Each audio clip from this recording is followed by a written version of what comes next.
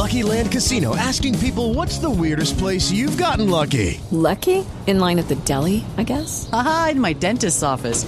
More than once, actually. Do I have to say? Yes, you do. In the car before my kids' PTA meeting. Really? Yes. Excuse me, what's the weirdest place you've gotten lucky? I never win and tell. Well, there you have it. You can get lucky anywhere, playing at LuckyLandSlots.com. Play for free right now. Are you feeling lucky? No purchase necessary. Void where prohibited by law. 18 plus. Terms and conditions apply. See website for details.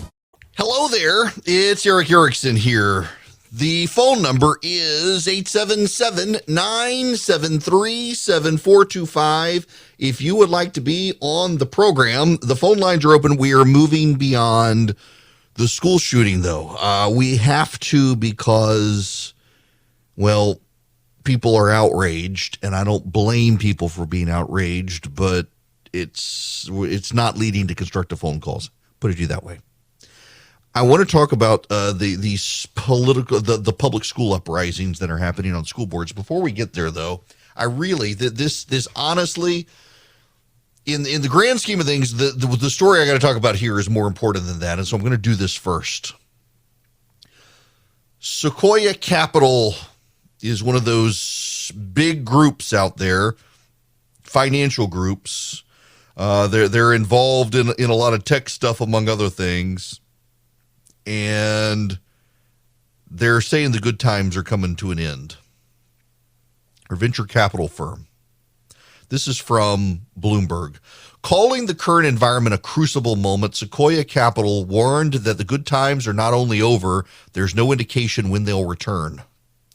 In a Zoom call earlier this month with the founders of its approximately 250 portfolio companies, the venture firm reviewed a 50-page presentation titled Adapting to Endure. Sequoia laid out the case for a long and drawn-out recession and instructed founders to do the cut exercise immediately if they haven't already done so by examining ways to conserve cash through eliminating or scaling back projects, R&D, marketing, or other expenses. It doesn't mean you have to pull the trigger, but that you're ready to do it in the next 30 days if needed, Menlo Park, California-based Sequoia wrote in the presentation. The information earlier reported the presentation. An increasing number of late-stage private tech companies, the same ones that were bankrolled by investors to grow at all costs, are refocusing on profit.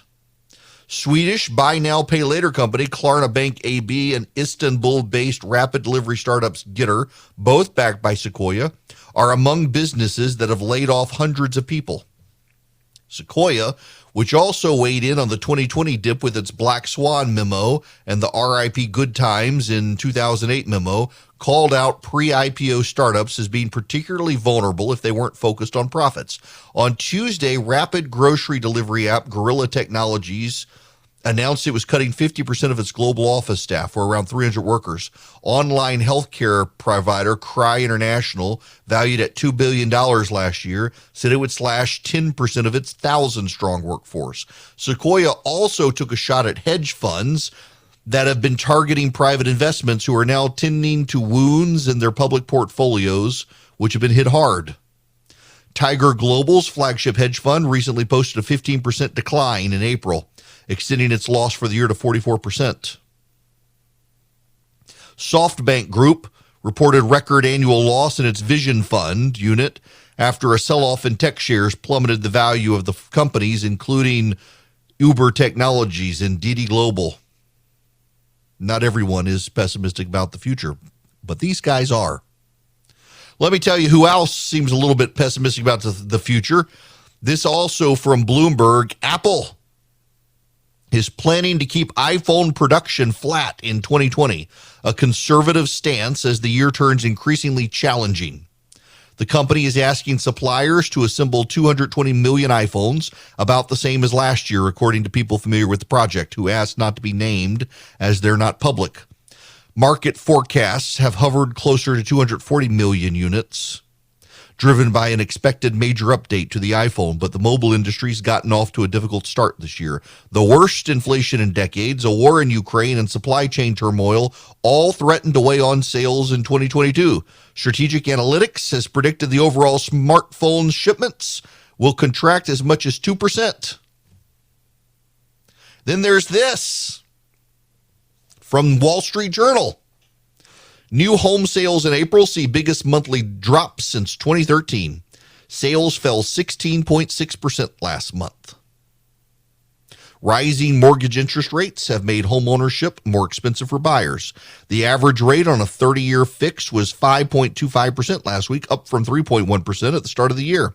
The 16.6% decline was the biggest monthly drop in home sales since 2013.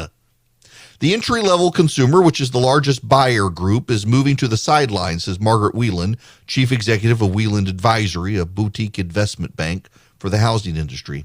New home sales, which make up more than 10% of all U.S. home sales, are tracked when contracts are signed, while existing home sales are tracked when contracts are closed. That makes new home sales a leading indicator of where the market is headed. I'm very certain it's going to continue, said John Burns, the CEO of John Burns Real Estate Consulting, referring to the declining numbers of new home sales. Economists surveyed by the Wall Street Journal had expected a 1.7% monthly decline. New home sales are volatile and often subject to revision, but their drop last month followed other signs that record high home prices, limited inventory, and rising mortgage rates are cooling the market. Existing home sales have fallen for 3 straight months. Now, the last one. A lot of news stories I'm throwing at you, but you got to understand the context of all of these things. The U.S. economic contraction to start the year was worse than expected, as weak business and private investment failed to offset strong consumer spending, the Commerce Department reported Thursday, this morning. First quarter gross domestic product declined at a 1.5% annual rate, according to the second estimate from the Bureau of Economic Analysis. This was worse than the 1.3% Dow Jones estimate and a write-down from the initially reported 1.4%. Downward revisions for both private inventory and residential investment offset an upward change in consumer spending.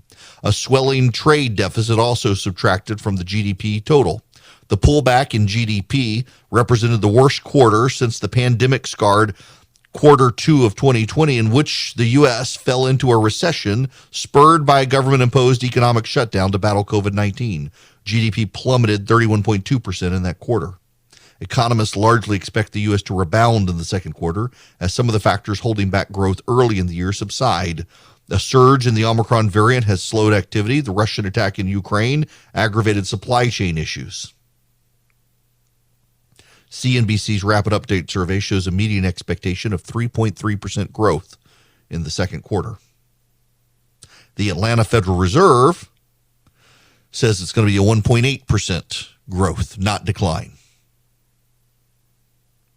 We're headed to economically unstable times.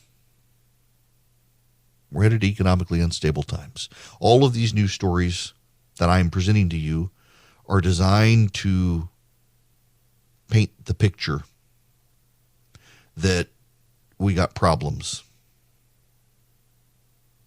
We have problems economically that Washington makes worse. We have problems economically that the private sector is very much aware of at this point.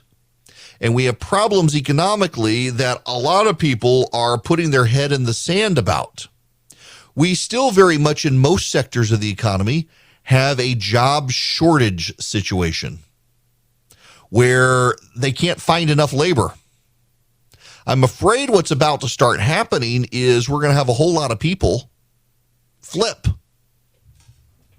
And those people are going to be out of work in big tech sectors and professional jobs, and they may not want to go into other sectors of the economy, but they may have to. We're starting to have these problems. And they're problems you need to be mindful of. They're problems where if you're not saving, you probably do need to start saving. They're also, by the way, a variant on a problem in that in the big tech sectors, we're probably going to start seeing layoffs, but in a lot of sectors in the economy, they're still short of workers. There's a restaurant in Atlanta. I've not been to this restaurant. I've wanted to go to this restaurant. Every time I go by this restaurant, the crowd is so massive and the parking's so limited that I don't go. It's called Buttermilk Cafe. It's a breakfast spot on Roswell Road in Atlanta. I think it's a blue house. The food's supposed to be incredible. I was reading the Atlanta Business Chronicle that they've rebounded from COVID. Their sales have been up, but now they're having just a dickens of a time trying to find a workforce. They've had a team with them for a very long time. They're having to get some people in. They're having hiring problems. The restaurant industry in particular in this country is in shambles in a lot of places because there are flat out no people out there working. In the service industry, in the hospitality industry, in the hotel industry. I've stayed at a hotel Monday and Tuesday night in Atlanta that I've never stayed at before. I'd been wanting to stay there. Frankly, it's a little cheaper than the hotel I normally stay at, and it was in a different part of town, and figured I'd give it a shot. And it was perfectly fine hotel. Comfortable rooms, very nice Marriott hotel, and they were struggling with staff. They were absolutely struggling with staff. They had one, you had to do valet. You didn't have a choice, given the parking situation. You had to use the valet, but they only had one valet.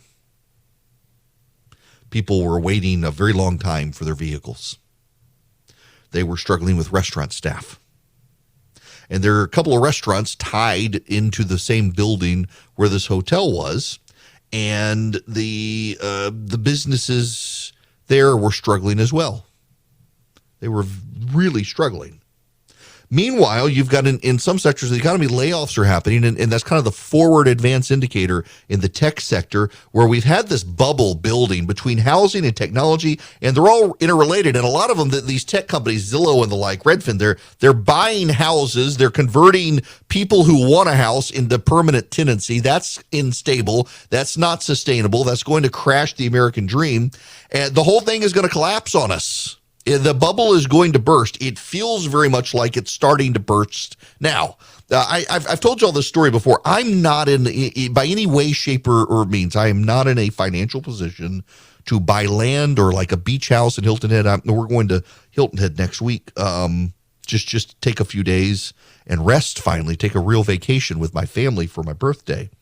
And I've always wanted a house on the beach in Hilton Head. Now, I don't have the money to buy a house. It's talking millions of dollars to buy a house on the beach. But I always look because, one day I hope if this show goes well, I'll be in a position to be able to do that. What I found remarkable is that up until COVID, there were plenty of houses available, and they were all just a few $1 million, still more than I could ever afford. But when COVID happened, they all got bought up. Some of them are starting to come on for resale again 2 years later, and they're now double the price they were 2 years ago, and they're not selling. They're not selling. You're starting to have houses, expensive houses, still on the market. Some are being bought and just converted into rental properties by homeowners who are using them as an investment. But it's interesting. Or up in North Georgia in the mountains where I've also been looking. Clayton, Georgia is this beautiful area in North Georgia. There's this lake up there called Lake Burton. It's one of the highest lakes in the state. Man-made, beautiful area up in the mountains. There used to be just dozens and dozens and dozens of houses for sale right around that lake. They're all gone now. They're all snapped up, except they're starting to come back at inflated prices, and people can't sell them. What had been a place where you couldn't find a house, now suddenly there are houses starting to crop up, and people are trying to get out of their loans as interest rates come up.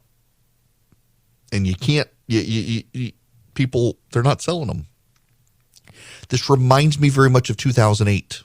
This reminds me of the housing situation in 2008, where a lot of homes started coming onto the market all of a sudden that had been snapped up earlier, and now they can't sell them. And to the extent they're trying to sell them, they're selling at a loss. It's becoming a problem. It's becoming a red flag. It's becoming a real issue. It is becoming unstable in the marketplace. So all I'm doing is I'm trying to raise the red flag for you guys who are listeners that when Apple is not increasing the amount of iPhones it intends to supply to the market, when the major tech venture capital firms are telling their owned companies, prepare for cutbacks, prepare to save money, prepare to focus on profits instead of growth, they see something coming, and we should be paying attention to what they're seeing and we should be making our own plans to be as fiscally responsible and conservative in our spending as we possibly can right now. The markets and the economy are about to tank. There are a lot of options out there. If you're a self-starter and you want to invest on your own, it can be really confusing. And I'm delighted to tell you about SoFi because that's who I use, and now I've got them as an advertiser. If you're a SoFi user, my gosh, you get all sorts of options, great research. You get the ability to invest in stocks, EFTs, crypto, plan out your retirement. More importantly, you got people you can call on. I mean, for example, I can use SoFi to buy stocks and EFTs and do the deep dive research if I need to and get complimentary financial planners ready to help answer questions. You can too, whether you're stuck on where to start or need help deciding what to do next. You can even save for retirement with traditional Roth and SEP IRAs. They have so many options. If you're into crypto, you can also explore crypto. They've got 30 available coins: Bitcoin, Ethereum, Cardano, Solana, Dogecoin, and so much more.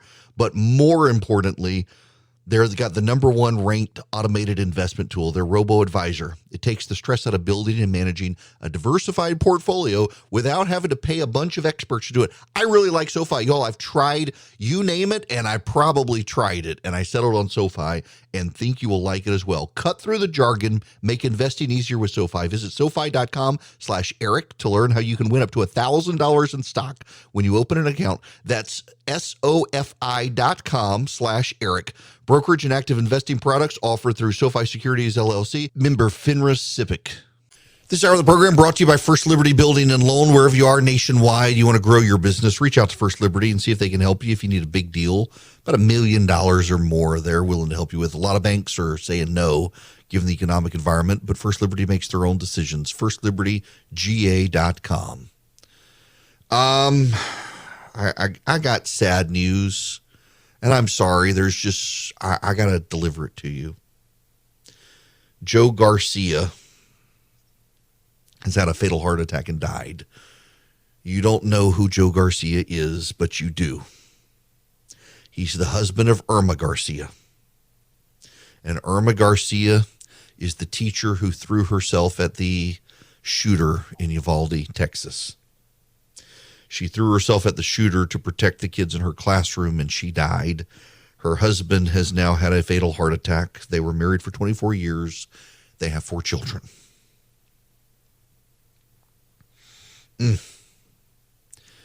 Oh, come quickly, Lord Jesus. All right. Sorry to have to give you bad news.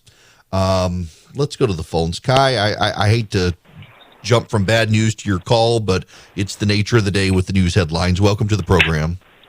Hey, it's okay, man. Yeah, for sure. Long-time listener, first-time caller, man. You got on the air one day, read Romans 1 before you did an LGBT story, and you're the only talk radio show host I tune into from now on till I'm dead, as far as I'm concerned, man. Appreciate it. I respect you and your message, your boldness, for sure, man. I just wanted to make a comment, I guess, just relevant to you, especially because I know you're in Georgia. My home is up 7% month over month because we have a fantastic administration. It's running things very well from our capital down in Atlanta. And we've got people moving from all over the country, California, New York, more than anything else, who are paying sky-high prices for our houses. And they just kind of keep going up here because we're doing so well.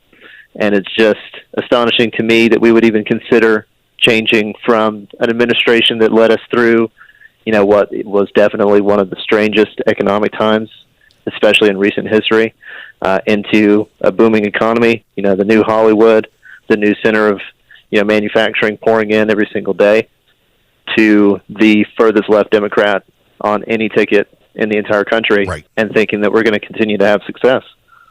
Look, you're absolutely right. Nationally, and then, economically, I noticed the Cook Political Report is getting attacked by the wokes today for, of all things, moving Georgia's gubernatorial race from a toss-up to a leans Republican. They're actually getting attacked for having moved it to leans Republican with Brian Kemp's renomination in the primary. It's crazy that people would want to go in that direction. And then to the point nationally, Kai, the the presidential administration right now with their policies, they were warned by their own side. They were warned by Larry Summers. They were warned by other Democrats. But Biden has so many Elizabeth Warren acolytes within his administration. It was one of the things he did to try to build a united ticket was he brought in a lot of staff who worked for or around Elizabeth Warren. And in so doing, they have embraced a lot of policies based on modern monetary theory, which doesn't work. It's so sad to see this nation just collapse economically under the arrogance of an administration who decided to embrace an economic policy that every economist in the history of economics would tell you wouldn't work. But they wanted to try something new and something untested and something theoretical. It's just absolutely bizarre. And at least in Georgia, it looks like the voters will reelect Brian Kemp, who, by the way, leads every poll against Stacey Abrams, even without the Purdue people. Many Purdue people are coming out and saying, we'll never vote for that guy. Well, stay home.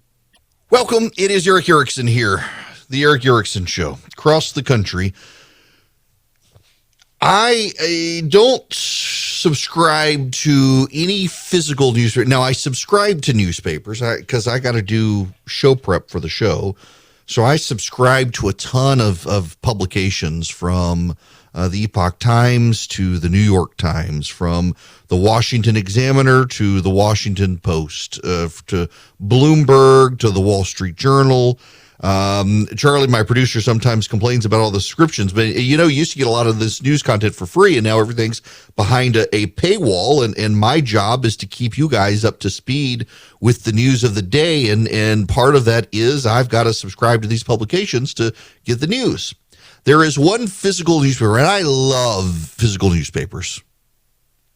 If I could get a Wall Street Journal that showed up in the mornings at my house, I would do that. I used to be able to. When I was a lawyer and really just starting out in TV and blogging, I get the Wall Street Journal. It'd show up every morning at the house. Now it shows up in the evening in the mail, and I don't like that. I would love to have a daily credible paper delivered, but such a product doesn't exist in my area.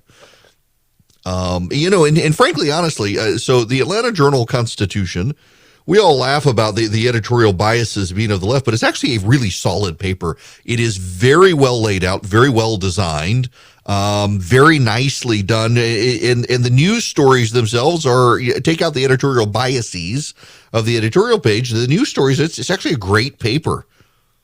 But I live outside the publication zone, and my local paper is a McClatchy paper. I used to write for it.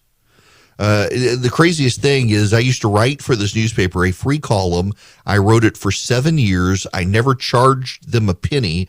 And then one day they told me I couldn't write my column anymore because they didn't pay me. And I said, well, pay me. And they said, okay, we'll pay you. And then I started getting someone else's paycheck and not my paycheck. I never actually got my paycheck. And then they went bankrupt and didn't want to pay me. And I was fine. Don't pay me. And then they stopped printing the column. It was quite bizarre. Terribly, McClatchy just drove their newspapers into the ground. But I get one newspaper. It is delivered weekly in the mail. It is the Monroe County Reporter.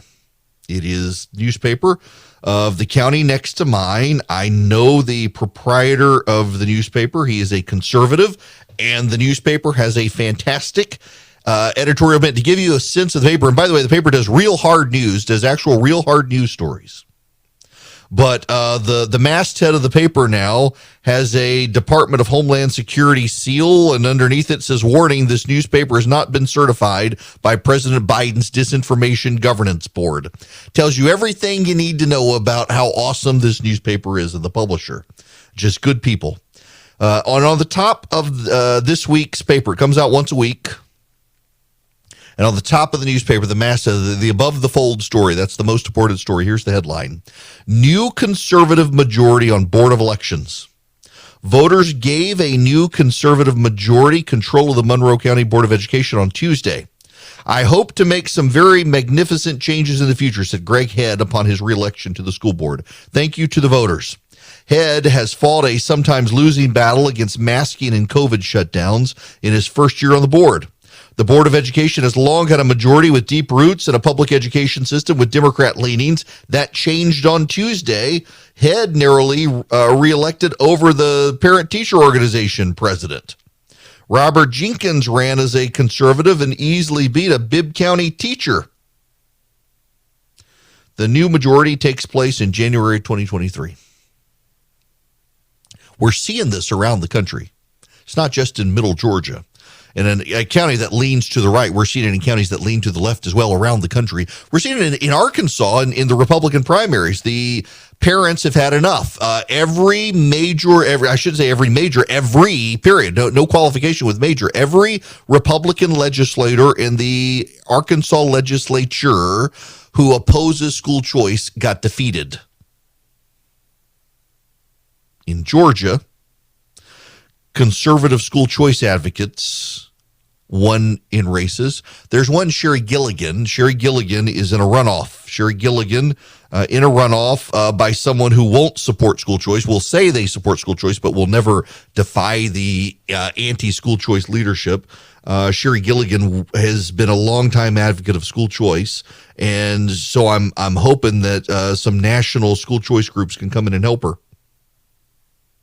But nationally, parents are fed up with the wokes. They're fed up with critical theory. They're fed up with the transgender ideology being advanced in schools surreptitiously by educators who go on TikTok and brag about how they're lying to the parents. They're fed up with all of it. They are really fed up with schools giving up on educating our kids and instead indoctrinating our kids. Now, I have to say this. There are a lot of good schools. There are a lot of good teachers, and a lot of them get a bad rap. But they're really good teachers who care greatly. They care tremendously for the education of their children. In Uvalde, Texas, one teacher cared so much she threw herself at a gunman to save her kids. They care. But there's a young generation of teachers coming up who are political activists who have given up. Many of them, by the way, who themselves didn't go to public school, went to private school. They don't really care so much about the education as about teaching tolerance and indoctrinating. And they tie tolerance to the acceptance of sexuality choices and things that perhaps parents should be involved in. They keep it quiet. They cover it up. They don't want the parents to know. And the parents are furious. Parents around this country are enraged. Their kids had to stay in masks. Many of them fell behind because of remote learning and more and more and more. They're just furious. And it's mind-numbing to me that parents for so long were told these things were happening and are so busy in their lives and their work, many of them just kind of dismissed it. And then during COVID, when the kids were remote learning at home and the parents were stuck at home and the parents started paying attention, they started realizing, oh my gosh, all these horror stories we've heard, they're in our school too. And they are furious. They are furious. And in being furious, they've decided to take action. And they've decided to take action democratically, not violently, as the National School Board Association accused them. They weren't domestic terrorists. They weren't white nationalists. They weren't showing up in people's houses to cause violence. Some showed up and protested, which I oppose. But what they did is they showed up, they qualified as people to be candidates for office, and they ran for office, and they won. They went door to door. They knocked on doors. They told people, I will stop the nonsense in our kids' schools. You are all aware of what's been going on. You've seen it for yourself on the Zoom calls. In some cases, they didn't see it because they were so poor they didn't even have access to the devices. They didn't have access to the internet, and their kids fell far behind, and the school systems did nothing to help in some cases. They were told, stay home, stay isolated, stay away from the virus, and they were having to take their kids to places with other kids and parents who might have COVID so that their kids would have access to computers because they were too poor and didn't have them in their homes.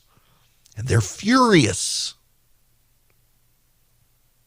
And a lot of black parents in the South who have traditionally voted Democrat started voting Republican.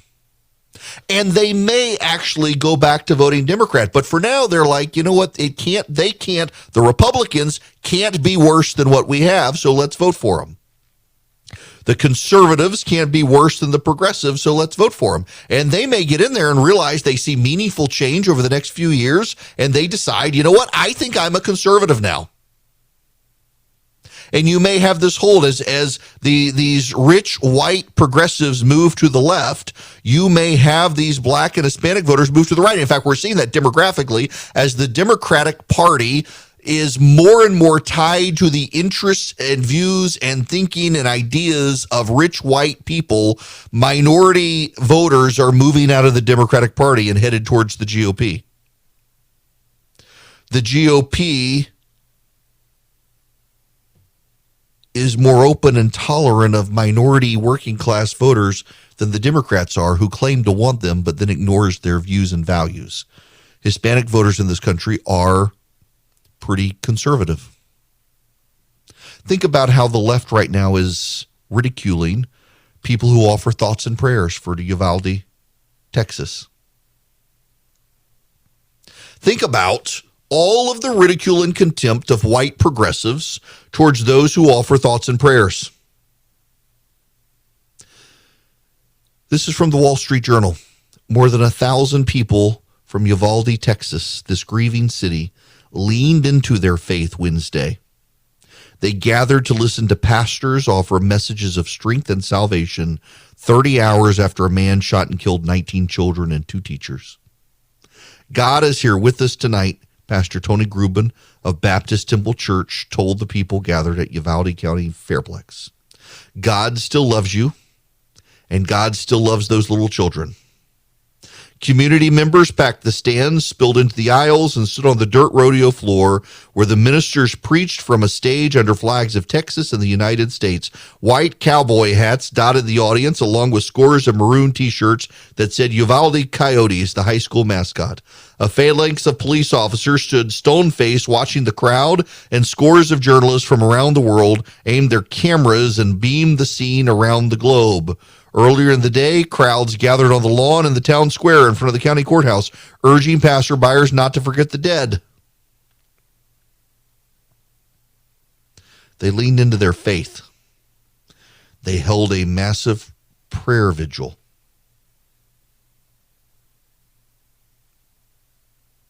And meanwhile, white progressives are ridiculing people for offering their thoughts and prayers. That's exactly what the people of Uvalde, Texas did. There's a big disconnect in this country now between middle class and blue collar workers and rich white people. And it's driving those middle class and working class black and Hispanic voters and Southeast Asian voters into the GOP. There's a number of polls that have come out in Georgia, Brian Kemp against Stacey Abrams, where Hispanic and Southeast Asian voters are, majority of them, moving to Brian Kemp. Why? Because it was Stacey Abrams who led the boycott for Major League Baseball. The PolitiFact is saying that's not true, but what they refuse to point out is that Stacey Abrams' original op-ed in USA Today made it very clear that she was okay with these companies boycotting Georgia, largely suggesting that they should. And then when there was outrage over it, USA Today let her edit her op-ed and take that line out. So PolitiFact says, no, she didn't. Yes, she originally did. They allowed her to stealth edit it. And those Southeast Asian and Hispanic businesses in the I-75 corridor in Cobb County, Georgia, where the Braves TP is, where they play, they're voting for Brian Kemp because Abrams cost them tens of millions of dollars in business. And these other parents are voting Republican in local school boards because they saw what progressives were doing to them and their kids during COVID. A parental revolution has come. The left always thinks these revolutions come and works in their favor. This one is not. It's coming for them. It's working against them, and good riddance to them. You know, I by the way, I gotta confess something. I didn't know this was happening. I genuinely, I didn't know it was happening. I only recently discovered it.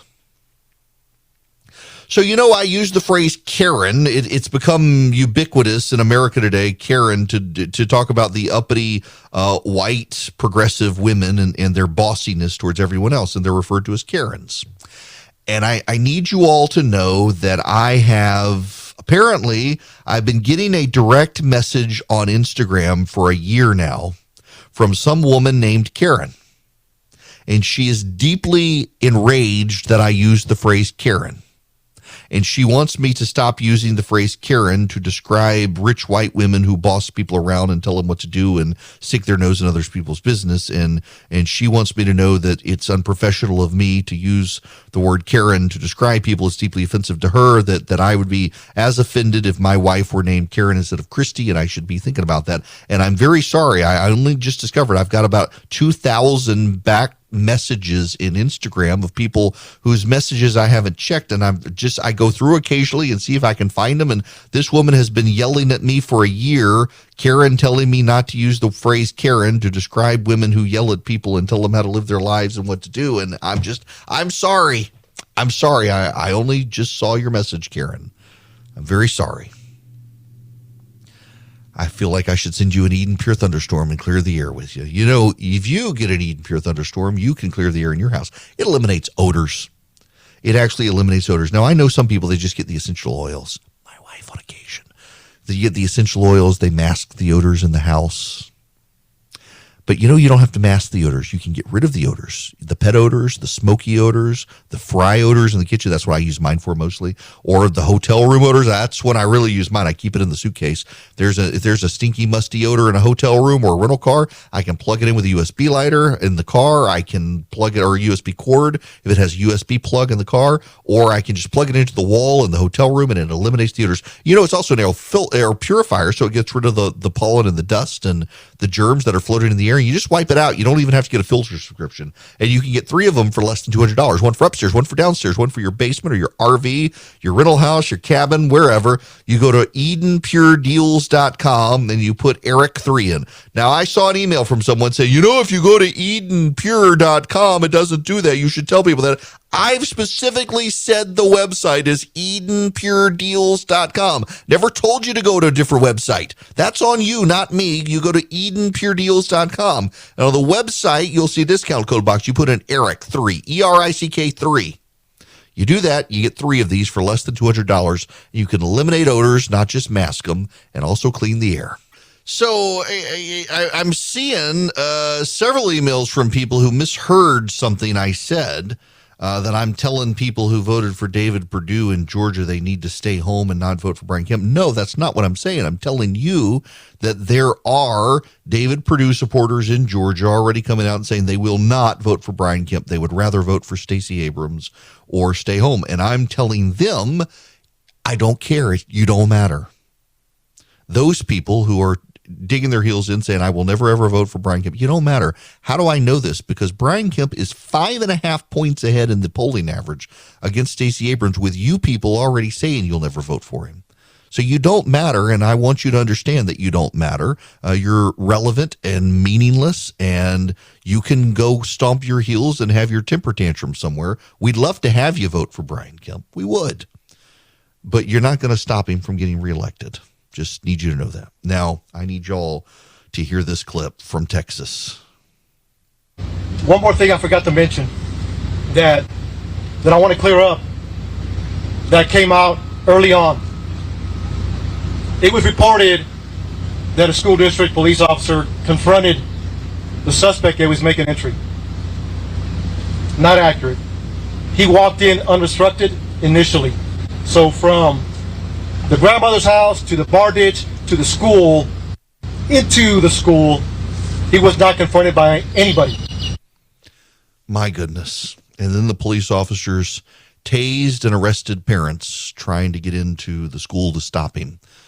If you want to receive my opening monologue, text data to 33777. Click on the bottom link. I'll send you text data to 33777. The amount of screw ups that could have prevented this, just unbelievable, outrageous.